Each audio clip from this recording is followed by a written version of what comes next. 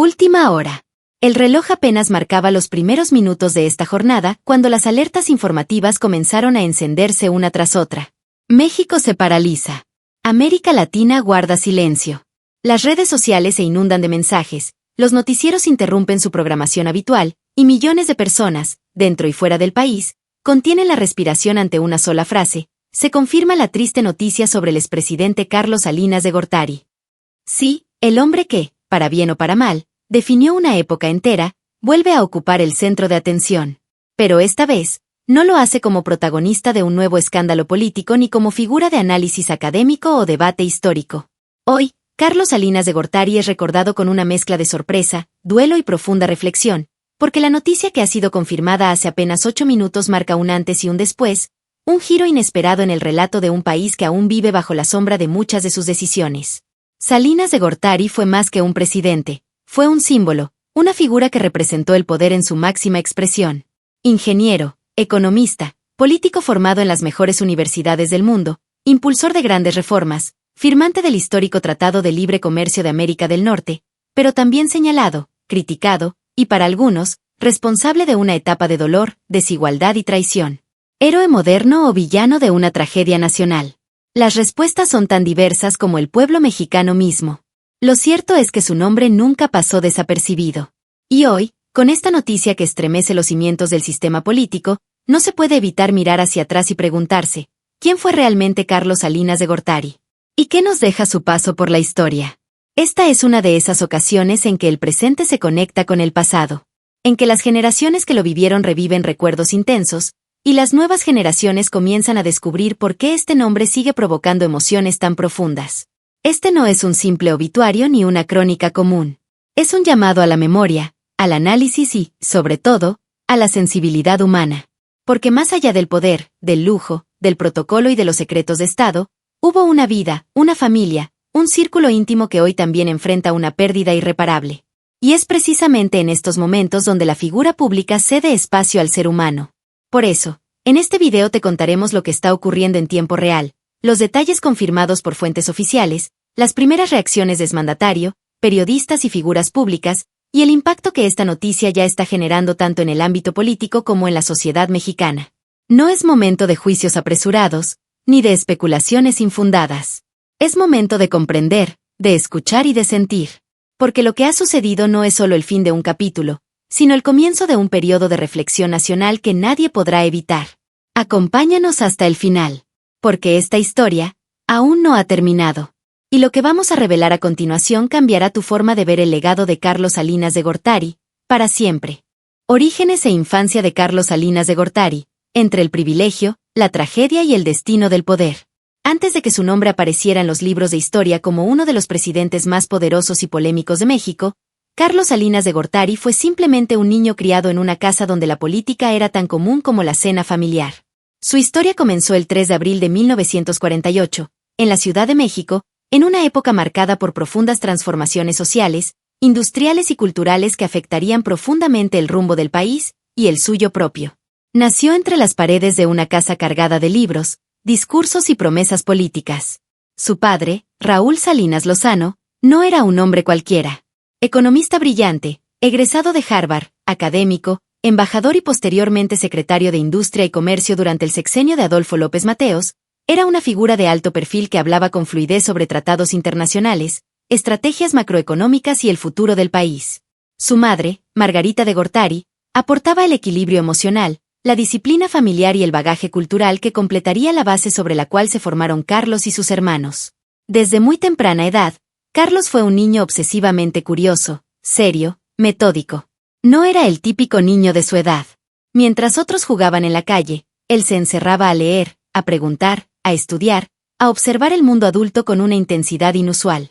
Su entorno privilegiado no solo le ofreció acceso a los mejores colegios y círculos intelectuales, sino también una ventana directa al funcionamiento del poder real, las decisiones que se tomaban en las altas esferas, los juegos de influencia, los pactos silenciosos. Pero su infancia también estuvo marcada por un hecho trágico que cambiaría para siempre la narrativa familiar.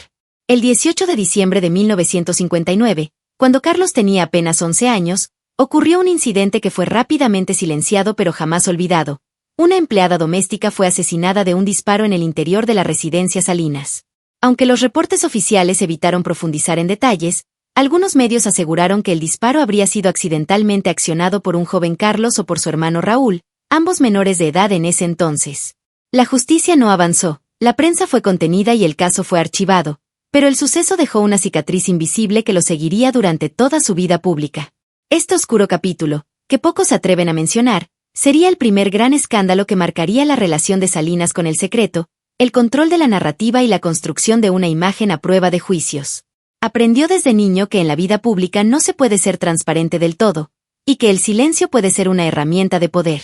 Durante su adolescencia, estudió en el prestigioso Colegio Cristóbal Colón y más tarde ingresó a la Universidad Nacional Autónoma de México, UNAM, donde comenzó a formarse en economía. Allí no solo destacó por sus calificaciones, sino por su habilidad para la argumentación política, la estrategia y la capacidad de liderazgo. Sus compañeros lo describían como un joven brillante, pero también distante, calculador, alguien que sabía moverse con soltura entre académicos, funcionarios y aspirantes al poder. En esos años, Carlos Salinas tomó una decisión silenciosa pero contundente. No quería solo heredar el nombre de su padre. Quería superarlo. Sabía que en México, las élites se perpetúan no solo por la sangre, sino por la capacidad de influir, de convencer y de ejecutar. Por eso, desde muy joven comenzó a planear su ascenso no como un político más, sino como el hombre que transformaría el país, según su propia visión. Su destino lo llevó más allá de las fronteras mexicanas. Tras obtener su licenciatura, partió a los Estados Unidos para estudiar en Harvard, donde se doctoró en economía política y gobierno. Allí pulió sus ideas, absorbió influencias del liberalismo económico y estudió a fondo los modelos que luego aplicaría en su presidencia. Pero incluso en los pasillos de esa universidad de élite, su carácter reservado y su ambición desmedida lo distinguían. Sabía lo que quería y sabía cómo llegar. Su infancia, entonces, no fue solo un prólogo de privilegios. Fue un laboratorio silencioso donde aprendió a entender la fragilidad del poder, el valor de la estrategia y el peso de las decisiones. Entre la tragedia, la presión familiar y el deseo de dejar huella, Carlos Salinas de Gortari comenzó a construir al hombre que cambiaría, y dividiría, la historia de México. Inicio de la carrera de Carlos Salinas de Gortari, el as bajo la manga del PRI.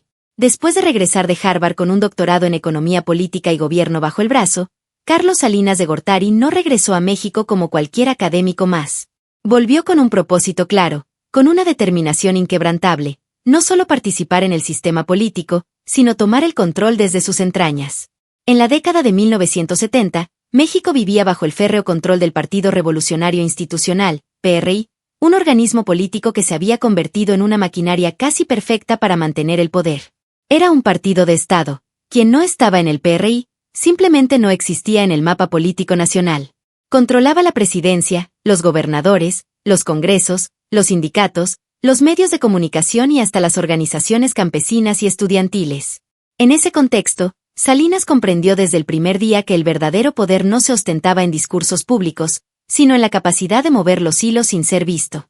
Mientras otros aspirantes luchaban por la atención mediática y buscaban encabezar marchas o aparecer en la prensa, él eligió otro camino, el de la discreta pero poderosa tecnocracia, ese grupo cada vez más influyente de jóvenes expertos formados en universidades del extranjero, que comenzaban a sustituir a los viejos caudillos revolucionarios. Su primer puesto importante fue en la Secretaría de Programación y Presupuesto, SPP, una dependencia clave creada para centralizar las decisiones económicas del país. Allí, Carlos Salinas comenzó a mostrar lo que mejor sabía hacer, diagnosticar problemas complejos, diseñar soluciones eficientes y colocar a sus aliados en puestos estratégicos. Muy pronto, dejó de ser el joven hijo de Raúl Salinas para convertirse en el cerebro detrás de políticas públicas de gran calado. Pero ese ascenso no fue casualidad.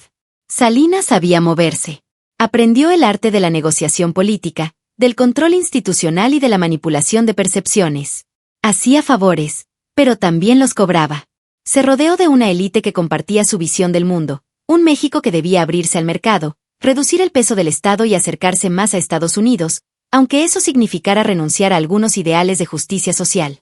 A mediados de los años 80, el país estaba sumido en una crisis profunda, una deuda externa impagable, inflación desbordada, pobreza creciente y desconfianza en el régimen. El terremoto de 1985 no solo sacudió los cimientos de la Ciudad de México, sino también la credibilidad del gobierno.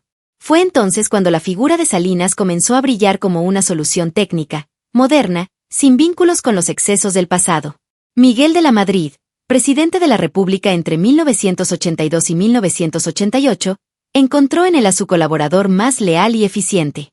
En 1982 lo nombró secretario de Programación y Presupuesto, el cargo desde el cual Salinas de Gortari comenzó a rediseñar la economía mexicana. Implementó políticas de ajuste estructural, reducción del déficit fiscal, congelamiento de salarios, privatizaciones parciales y restricciones al gasto público. Estas medidas, aunque impopulares, le ganaron el respeto del Fondo Monetario Internacional y de los inversionistas extranjeros. En silencio, Carlos Salinas construía su propio ejército de fieles. Formaba cuadros técnicos, cultivaba alianzas en las cúpulas empresariales y se aseguraba de que cada movimiento suyo fortaleciera su imagen de líder inevitable. No hablaba de candidaturas, dejaba que otros lo hicieran por él. Pero su ascenso era inevitable. En los pasillos del PRI, todos sabían que el presidente de la Madrid lo estaba preparando. Es el Delfín, murmuraban los viejos priistas con respeto y con temor. Porque Salinas no venía a jugar el mismo juego de siempre. Venía a cambiar las reglas. Venía a consolidar el poder con métodos nuevos, eficientes y a veces implacables. Mientras el país enfrentaba la tormenta, él construía su plataforma con paciencia quirúrgica. Sabía que no bastaba con ser inteligente, había que ser estratégico, leal solo hasta que dejara de ser necesario, y actuar siempre con la frialdad de un ajedrecista que ya conoce el final del juego. Y así, en 1987, el camino quedó despejado. El PRI, golpeado, cansado, necesitado de un rostro fresco pero confiable, lo eligió como su candidato presidencial. No sin resistencias internas, claro. Pero en el sistema político mexicano de entonces, cuando el dedo presidencial te señalaba, no había vuelta atrás. Carlos Salinas de Gortari estaba listo para la cima. Lo que nadie podía prever era que su llegada al poder marcaría un antes y un después en la historia de México, y que detrás de ese rostro sereno, educado y metódico, se escondía uno de los líderes más polémicos, fríos y calculadores que el país jamás conocería. La controvertida elección de 1988 y el fraude electoral, el día que México perdió la fe en su democracia. 6 de julio de 1988. Esa fecha quedó grabada en la memoria colectiva de México como el día que la democracia se apagó entre sombras, silencio y manipulación. Carlos Salinas de Gortari, el candidato del todopoderoso Partido Revolucionario Institucional, PRI, se enfrentaba en las urnas a uno de los mayores retos políticos de su vida, y a un país cansado, herido y dispuesto a rebelarse en las urnas. El panorama no era favorable. Tras décadas de hegemonía del PRI, el descontento social crecía como nunca. Las crisis económicas de los años 80, la corrupción sistemática, el desprecio del gobierno por las víctimas del terremoto del 85 y la pérdida de credibilidad del régimen empujaron a millones de mexicanos a buscar una alternativa. Esa alternativa tenía nombre: Cuauhtémoc Cárdenas, hijo del expresidente Lázaro Cárdenas y símbolo de una izquierda renovada, progresista y nacionalista. Cárdenas había abandonado el PRI para formar el Frente Democrático Nacional, FDN, una coalición que agrupaba desde priistas hasta movimientos sociales y obreros. Por primera vez en la historia reciente, el PRI enfrentaba una oposición real, con fuerza, con discurso y con respaldo popular. La contienda ya no era un simple trámite para legitimar al dedazo presidencial. Esta vez, había posibilidades reales de derrota. Y entonces, sucedió lo impensable. La noche del 6 de julio, mientras los resultados preliminares fluían desde distintas partes del país, los primeros reportes daban una clara ventaja a Cuauhtémoc Cárdenas. En varios estados clave, los votos favorecían al candidato opositor. El nerviosismo en las oficinas del PRI era palpable. La incredulidad se convertía en pánico. Por primera vez en décadas, el partido hegemónico veía la posibilidad de perder el poder por la vía democrática. Pero el sistema reaccionó. Poco antes de la medianoche, el sistema de cómputo del Instituto Federal Electoral se cayó. Así, sin más. Se apagó. Durante horas, no hubo información oficial. Se detuvo el conteo. Se suspendieron los boletines. El país entero quedó en una especie de limbo informativo. Cuando el sistema finalmente se restableció, la historia había cambiado. Carlos Salinas de Gortari apareció como el virtual ganador, con una ventaja estrecha pero suficiente para proclamarse presidente electo. La versión oficial hablaba del 50.7% de los votos para Salinas y apenas 31.1% para Cárdenas. Pero nadie creyó esa historia. Ni los mexicanos, ni la prensa internacional, ni incluso muchos dentro del PRI. Los rumores de fraude crecieron de inmediato. Testigos, funcionarios electorales y observadores denunciaron la quema de boletas, la alteración de actas, la manipulación de cifras, la desaparición de urnas enteras. Incluso se hablaba de votos inventados en zonas donde nadie había acudido a votar. La sombra de un golpe electoral se cernía sobre México.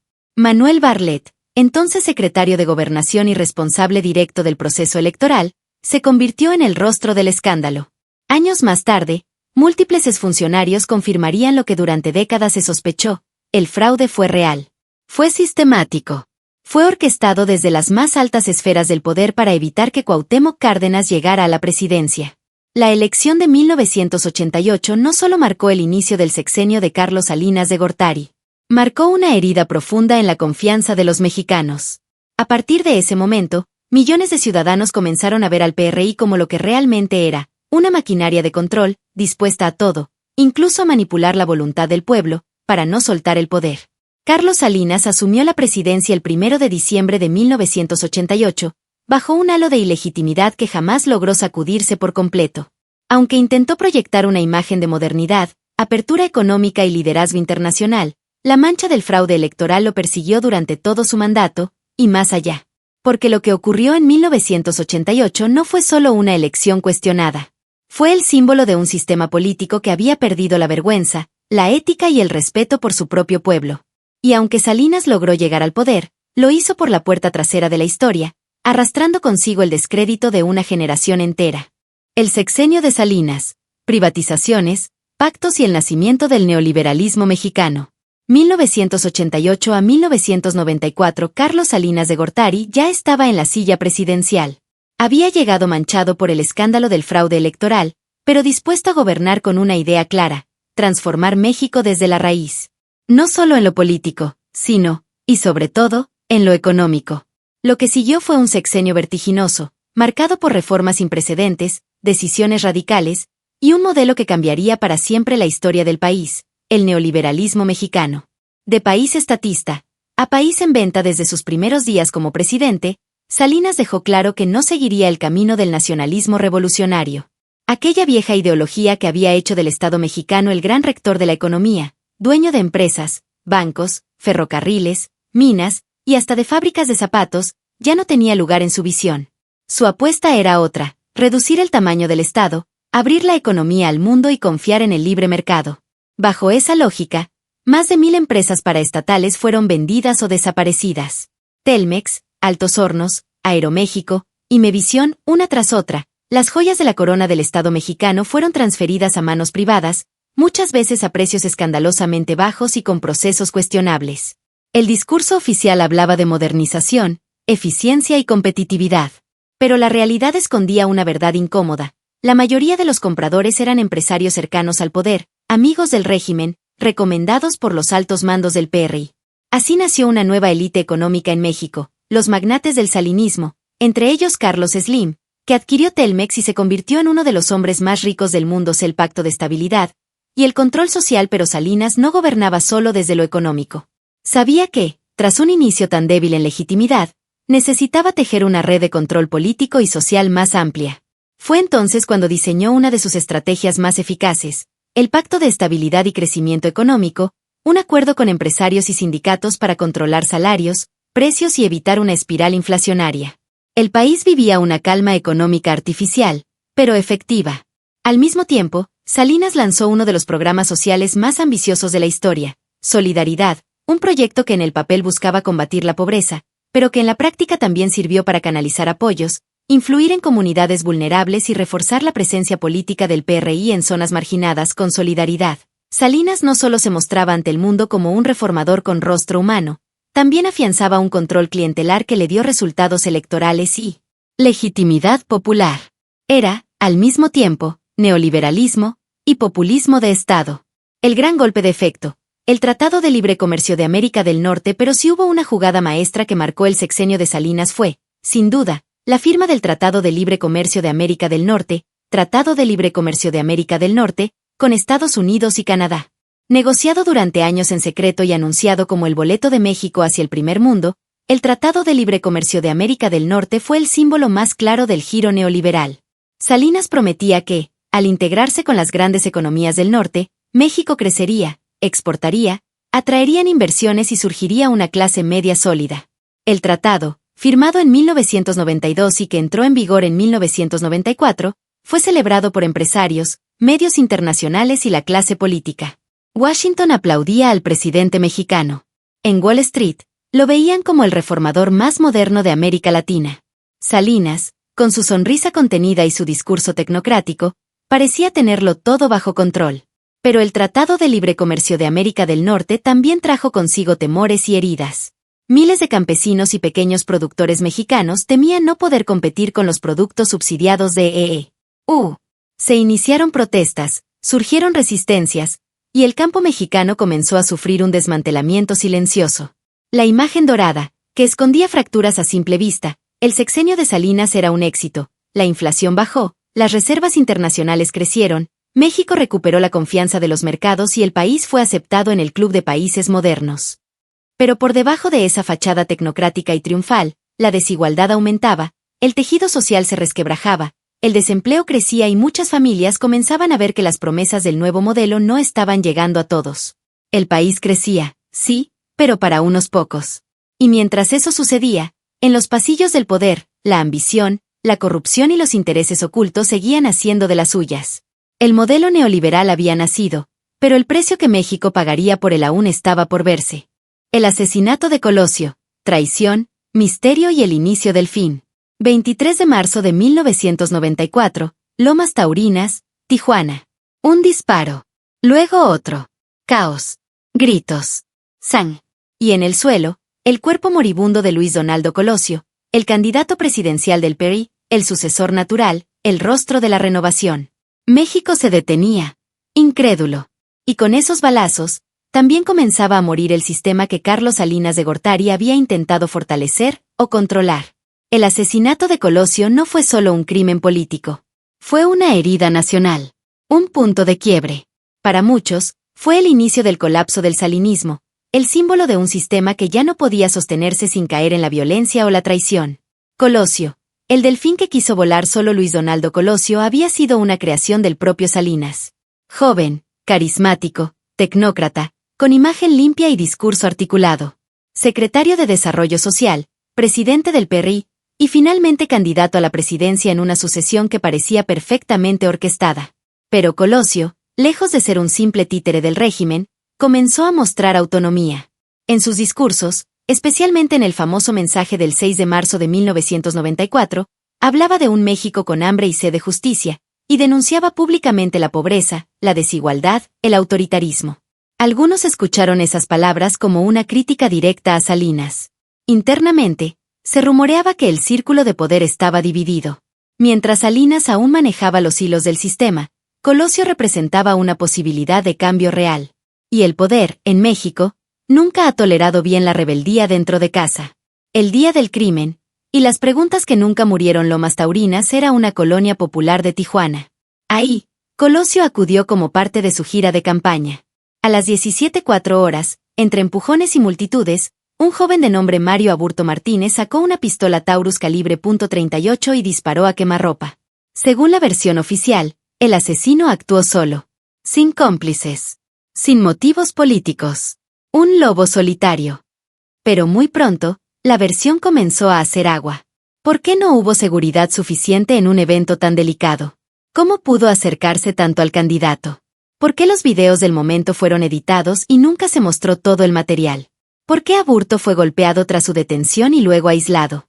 ¿Por qué su versión cambió varias veces? Las dudas se multiplicaron. Familiares de Aburto denunciaron tortura. Expertos forenses apuntaron inconsistencias. Algunos analistas y exfuncionarios insinuaron que Salinas o su entorno sabían más de lo que decían. La muerte de Colosio se convirtió en uno de los mayores enigmas políticos de México. Para muchos, no fue un asesinato cualquiera. Fue un mensaje, una advertencia, o una jugada desesperada de un sistema que comenzaba a descomponerse desde adentro. El silencio de Salinas, y la fractura del PRI. Carlos Salinas reaccionó al asesinato con un gesto controlado, frío. Viajó a Tijuana, montó guardia, hizo declaraciones públicas. pero nunca dio respuestas claras. Se mantuvo firme en la versión oficial: fue un crimen individual. Sin embargo, el daño estaba hecho. El PRI estaba fracturado. El país estaba en shock. La legitimidad de su gobierno comenzaba a resquebrajarse.